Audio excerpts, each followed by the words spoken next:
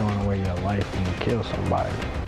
A Lexington family is asking why after one of their loved ones was fatally shot this new year. And police in Nelson County are searching for a convicted arsonist and rapist. Highlights from the game and voice winner Jordan Smith. Oh, say, can you see by the dawn's early light? Highlights from the game and voice winner Jordan Smith.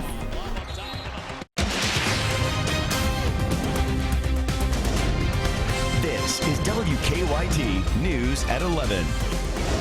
They have unanswered questions. You're watching WKYT. I'm Kristen Kennedy. We are talking to the family of a man shot and killed on New Year's Day in Lexington. The Fayette County coroner says 28-year-old Joseph McDowell died last night at UK Hospital. Police say someone shot him multiple times on Roosevelt Boulevard early yesterday morning. WKYT's Caitlin Sentner is talking to his family in our top story at 11.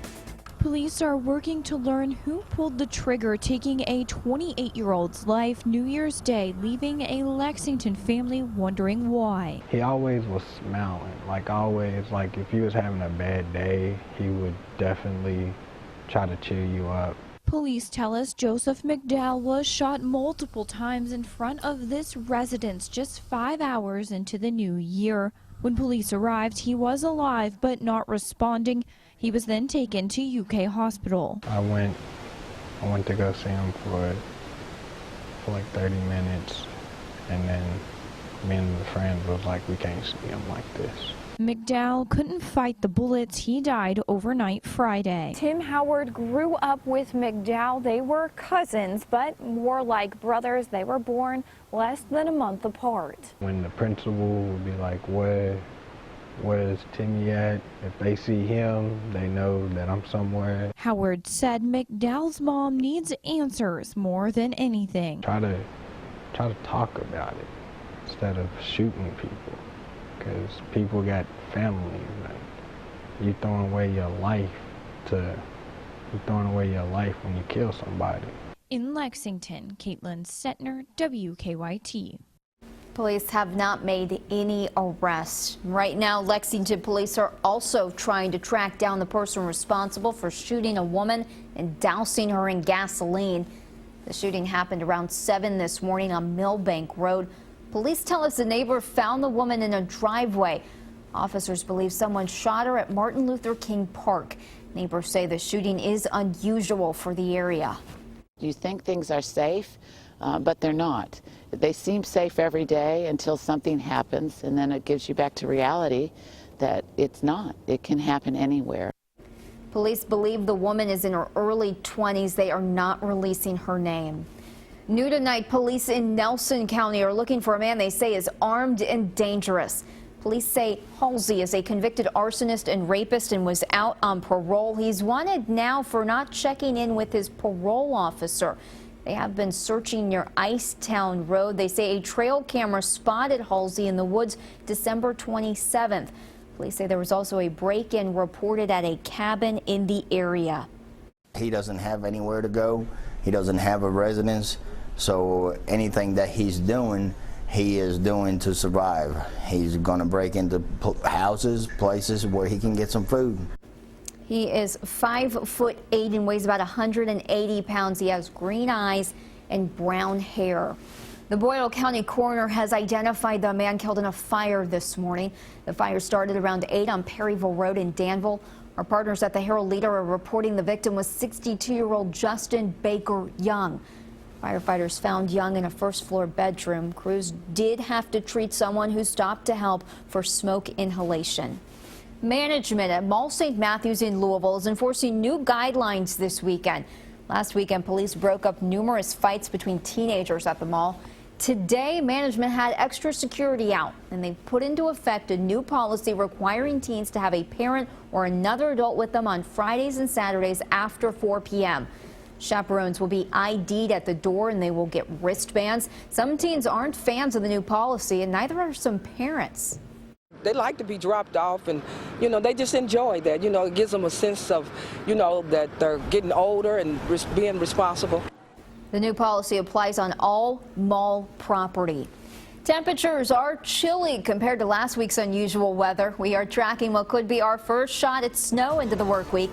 WKYT meteorologist Jim Caldwell joins us now with an early look at the forecast. And this is a chance for at least some light accumulations across parts of our area, something that we have not seen in a while. We look right now at our sky cam and you can see, again, something been very common with it lately, a little bit of a bounce to the camera. Why? Because there's a little bit of a breeze also showing up. Right now in Lexington, we're at 31 degrees.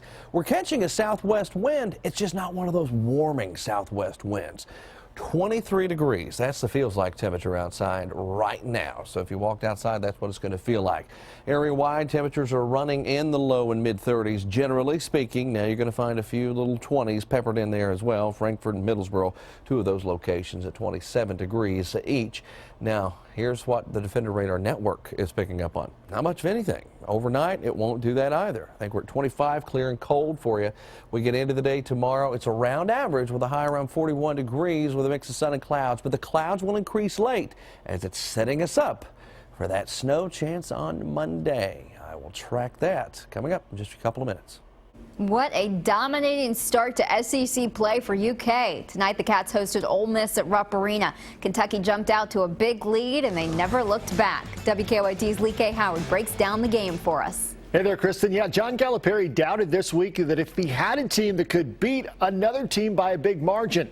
His Cats proved that they could tonight, hosting the Rebels. Coach Cal and the Wildcats seeking their 19th straight conference win dating back to last year. First half, Kentucky up by 2 in transition. Tyler Eulis drives, gets the tough shot to fall, plus the foul. Kentucky's lead was 5. After the made free throw. Later in the half, Kentucky up by 2. Jamal Murray misses the shot. Scal Labissiere, where have you been? Well, there he is. Gets the putback dunk. Kentucky up by 4. Later, Wildcats up by 9. Coming off the steal, Jamal Murray taking on 2 defenders. He misses, but Marcus Lee is there for the putback dunk. And the route was on. Murray again on the break. Finds Lee down low. No one covered him. Gets the big dunk there just before the half. Tyler Eulis with the steal. Just makes it look so easy, doesn't he? Finishes with the layup. 20 points for Eulis. Wildcats up 24 at the break.